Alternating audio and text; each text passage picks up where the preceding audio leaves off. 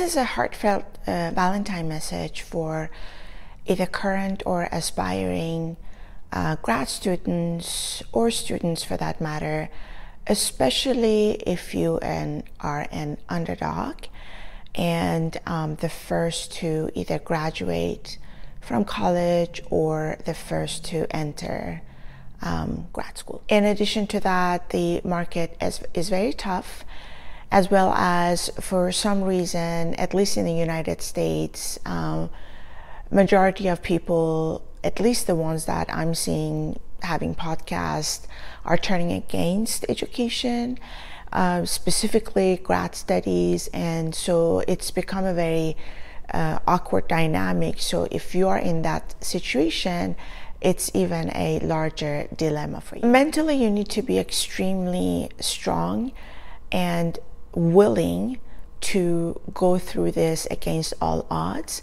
especially again if you're an underdog, because that means that you do not have the supporting society in your immediate vicinity. And because of that, this mental strength as well as emotional strength needs to be there, and a lot of times we second guess ourselves, we have self-doubts, and a lot of us end up quitting. So if you can imagine, during this extended period of time, you will be at a very, very high level of stress most of that time, which means that it's very likely that you will be burned out. It's like you cannot take a break. It's like having kids. There is like no break.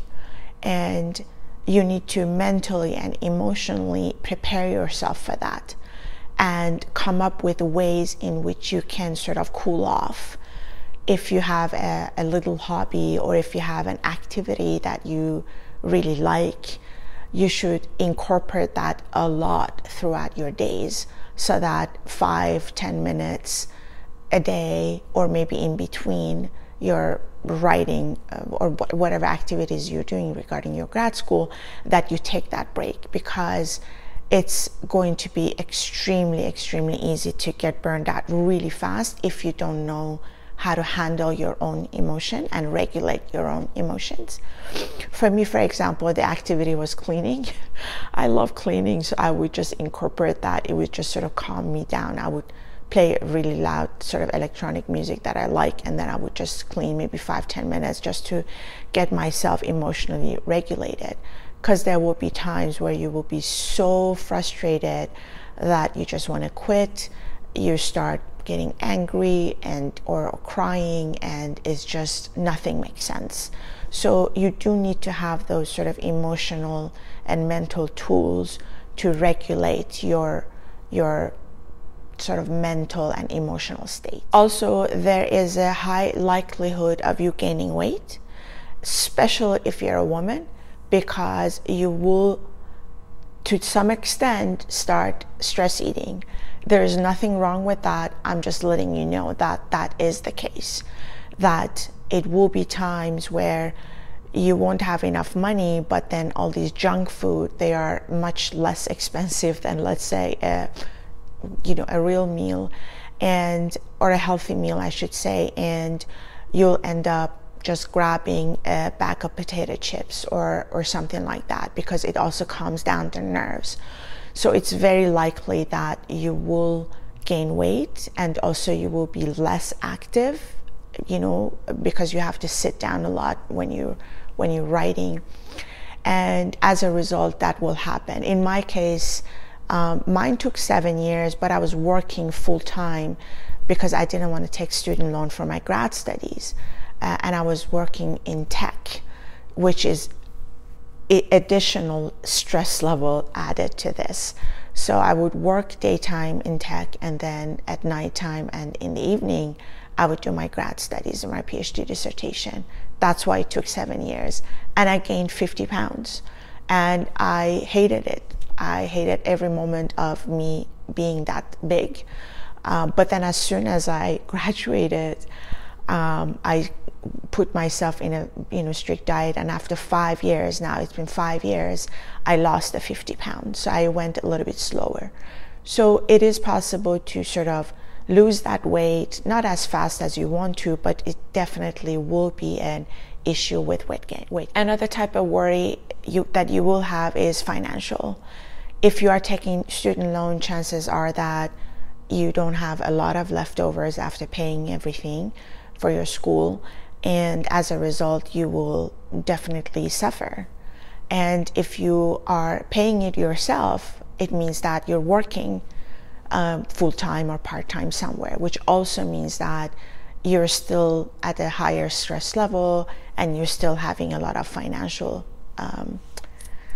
worries, and that worry adds up to the stress level of the school that I mentioned.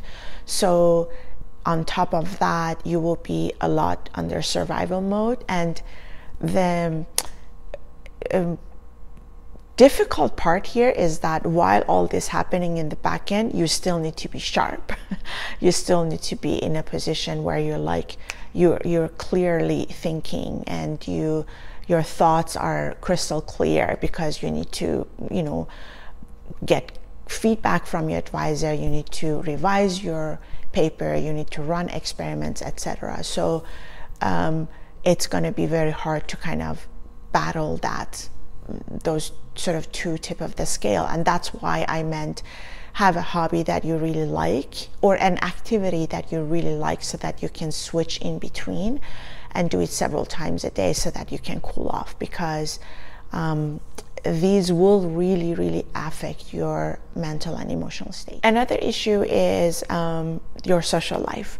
It will definitely suffer, and if you are a social butterfly, you will suffer even more, because you will notice that you don't have time or the money to socialize.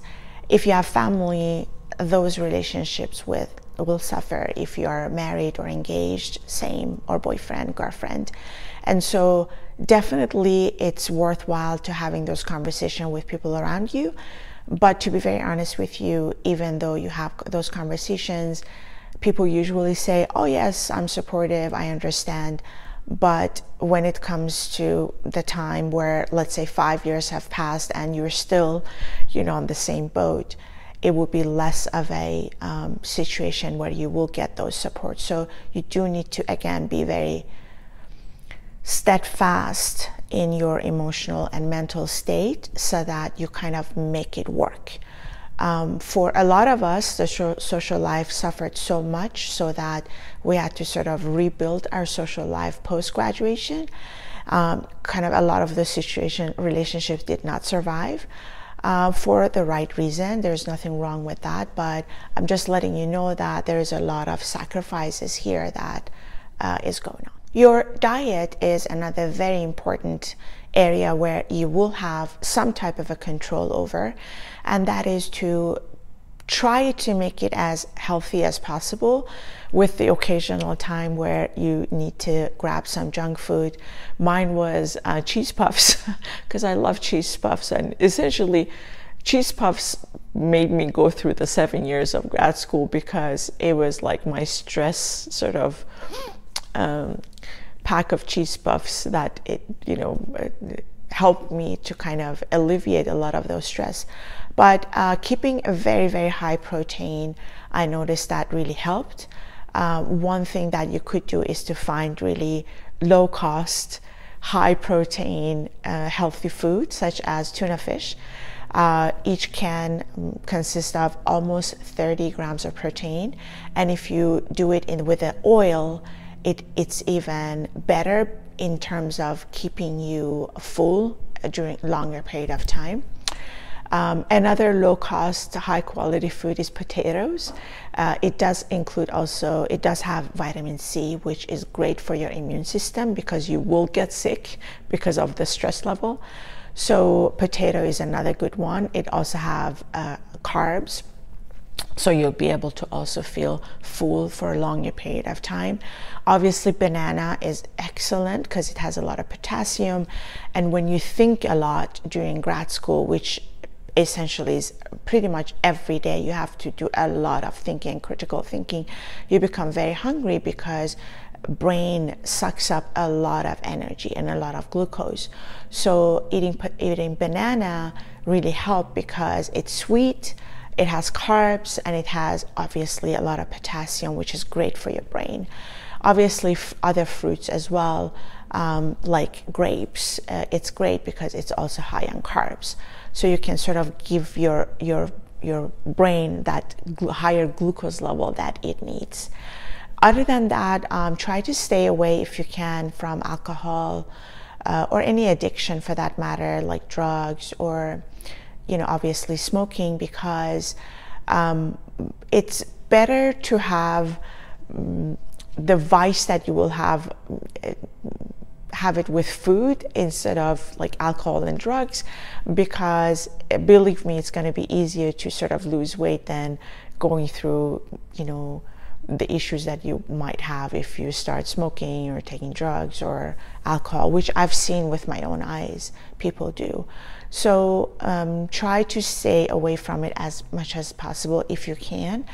And if there are people around you who are doing that, statistics are also against you, because like in startups, where majority of startups quit after their first or 2 years, the same numbers are valid for grad students.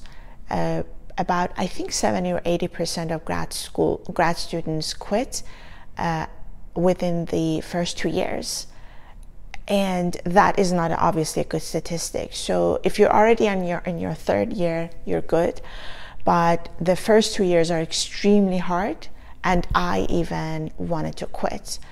But I had great advisors. They were brilliant. They were so nice, and they were so supportive, and they knew all of the stuff that I was going through. So they kept like being supportive towards me. So having good advisors it's really, really good, because you will need a lot of support at that level that you will be able to communicate with them, because a lot of times you will notice that you cannot talk about these issues with, let's say, your childhood friends, because they're not in the same boat.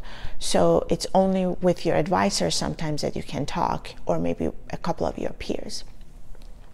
So knowing that the statistics are also against you kind of maybe puts you in a position that you kind of can deal with these issues a little bit easier. You will also hear a lot from your advisor repeating to you that you are writing your thesis for the audience, for the right audience.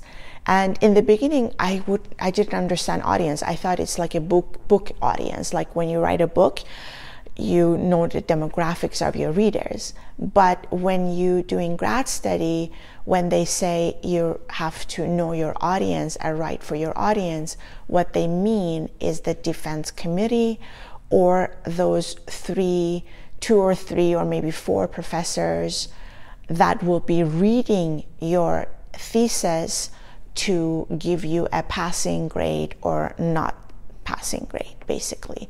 So because literally no one will read your PhD thesis, literally no one does, unless they cite it.